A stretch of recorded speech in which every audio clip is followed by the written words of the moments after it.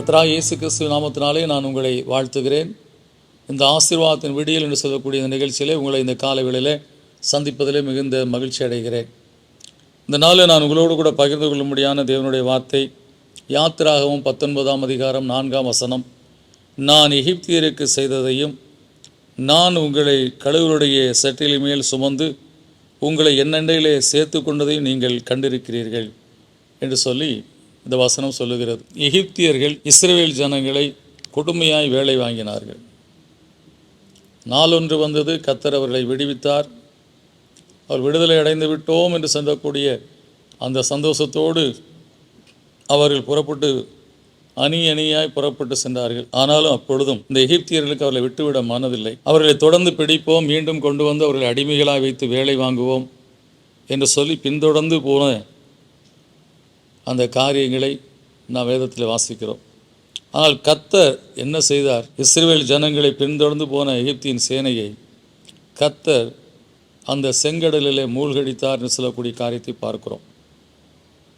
அந்த ஜனங்களை, இஸ்ரவேல் ஜனங்களை கர்த்தர் கழுகு தன் செட்டின் மேல் சுமந்து கொண்டு போகிறது போல, கர்த்தர் அப்படியாய் சுமந்து கொண்டு வந்தது போல அந்த அதிசயத்தை செய்து அவர்களை அந்த எகிப்தினுடைய பொல்லாத செயல்களுக்கு தப்புவித்தார்னு சொல்லக்கூடிய, எட்டி பிடிக்க முடியாத, தொடர்ந்து செல்ல முடியாத அப்படிப்பட்ட நிலைக்குள்ளாக அந்த எகிப்தினுடைய சேனை காணப்பட்டு முடிவில் அது அந்த செங்கடலிலே மூழ்கி மாண்டது என்று சொல்லக்கூடிய காரியத்தை பார்க்கிறோம். எனவே தேவன் நம்முடைய வாழ்க்கையில் உதவி செய்ய, ஒத்தாசெய்ய, தயவு செய்ய உண்மையிலே தேவனாக இருக்கிறார். நம்மை அவர் தம் மண்டையில் சேர்த்துக்கொள்ள வேண்டும், தம் ஜனங்கள் என்று சொல்லக்கூடிய அந்த நிச்சயத்தோடு நம்மை அவர் நடத்தி கொண்டு இருக்கும்போது அவர் நமக்கு எதை வேண்டுமானாலும் செய்ய உண்மையுள்ளவராக இருக்கிறார். நம்மை யாரும் அணுக முடியாதபடி, தொட முடியாதபடி காக்கிற தேவன். உன்னை தொடுகிறவன் என் கண்மணியை தொடுகிறான் என்று சொல்லி இங்கே கர்த்தர் சொல்லியிருக்கிறார் வேதத்தில்.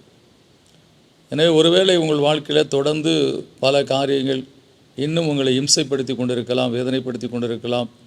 நீங்கள் எவ்வளவுதான் ஒதுங்கி போனாலும், தூரமாய் போனாலும், அவருடைய சாவகாசமே வேண்டாம், வனாந்தரத்தில் எங்கேயாவது போய் நாம் குடியிருக்கலாம் என்று சொல்லக்கூடிய நிலையில் போயிருந்தாலும் கூட மறுபடியும் உங்களுக்கு தொந்தரவு கொடுத்து, உங்களை வேதனைப்படுத்தி, உங்களை பாடுபடுத்தி, வாழ்க்கையை கசப்பாக்கி கொண்டிருக்க மக்களாலே ஒருவேளை இந்த காலை வேளையில் நீங்கள் வேதனைப்பட்டு கொண்டிருக்கலாம். இன்றைக்கு இந்த வசனத்தை உங்களுக்கு சொந்தமாக்கி கொள்ளுங்கள். நான் எகிப்தியருக்கு செய்ததை நீங்கள் இன்றைக்கு உங்கள் கண்களாலே உங்களை வேதனைப்படுத்துகிற மக்களுக்கு செய்கிறதை காண்பீர்கள்னு சொல்லி கர்த்தர் உங்களோடு கூட பேசுகிறார். விசுவாசத்தோடு தேவ சமூகத்தில் ஒப்பு கொடுத்து ஜெபியுங்கள். எனக்காக கர்த்தர் யுத்தம் பண்ணுவார், நான் சும்மா இருப்பேன் என்று சொல்லி விசுவாசத்திலே உங்களை பலப்படுத்தி கொள்ளுங்கள். கர்த்தர் அப்படியே அவர் யுத்தம் செய்து உங்களுக்கு ஜெயத்தை கொடுத்து ஆசீர்வதிப்பார். இந்த விசுவாசத்தோடு நாம் ஜெபிப்போம். நல்ல பிதாவே, நன்றியோடு நம்ம துதிக்கிறோம். எத்தனையோ இக்கட்டுகள் குடும்பங்களில் வருகிறது. சில காலங்கள் அதுக்கப்புறம் அது மறைந்து போய் விடுகிறது. ஆனால் சிலருடைய வாழ்க்கையில் சில மக்கள் இடைவிடாது அவர்களை தொந்தரவு செய்து கொண்டே இருக்கிறார்கள், இம்சைப்படுத்தி கொண்டே இருக்கிறார்கள், இழிவாய் நடத்தி கொண்டே இருக்கிறார்கள், வேதனைப்படுத்தி கொண்டே இருக்கிறார்கள். அவர்கள் வாங்கின கடன் 1 லட்சமாக இருக்கும். நீ கொடுத்ததெல்லாம் வட்டி தான் கொடுத்துருக்க, இன்னும் அசலை கொடுக்கல என்று சொல்லி அசலோடு அந்த வட்டியும் கொடுக்கணும்னு சொல்லி இன்னும் அவர்களை கொள்ளையடிப்பது போல கர்த்தாவே இன்றைக்கு பல மக்களுடைய வாழ்க்கை வேதனையிலே, கண்ணீரிலே காணப்பட்டு கொண்டிருக்கிறது. எகிப்தின் மக்களுடைய செயல்கள் நம்முடைய பிள்ளைகள் வாழ்க்கையில் காணப்பட்டு கொண்டிருக்கிறப்பா. வேதனை இருந்த கண்ணீரோடு வாழ்ந்து கொண்டிருக்க நம்முடைய பிள்ளைகள் வாழ்க்கையில் இந்த காலை வேளையில் இன்றைக்கு இருக்கிற அந்த பிரச்சனைக்கு, அன்றைக்கு எகிப்தியரை ஒரே அடியாய் கத்தானீர் அந்த செங்கடலில் மூழ்க பண்ணி அதற்கப்புறம் அந்த பிரச்சனை பின்தொடராதபடி, எகிப்தியர்களை பின்தொடராதபடி நீர் ஆழத்தில் அமிழ்த்தி போட்டீரப்பா. அதுபோல் இன்றைக்கி உங்களுடைய பிள்ளைகளை தொடர்ந்து வேதனைப்படுத்தி கொண்டிருக்கிற கிரியைகளை, சத்துருடைய கிரியைகளை, பொல்லாத மக்களுடைய செயல்களை, ஊராபாலா சந்தரி கவலா, எந்த விதமான கர்த்தாவே எதிர்ப்பாக இருந்தாலும், எப்படிப்பட்ட சத்துருடைய கிரியாக இருந்தாலும் அது இயேசுவின் நாமத்தில் நிர்மூலமாட்டு கர்த்தாவே. கர்த்தராகிய இயேசு கிறிஸ்து ஜெயம் கொடுக்கிற தேவன்.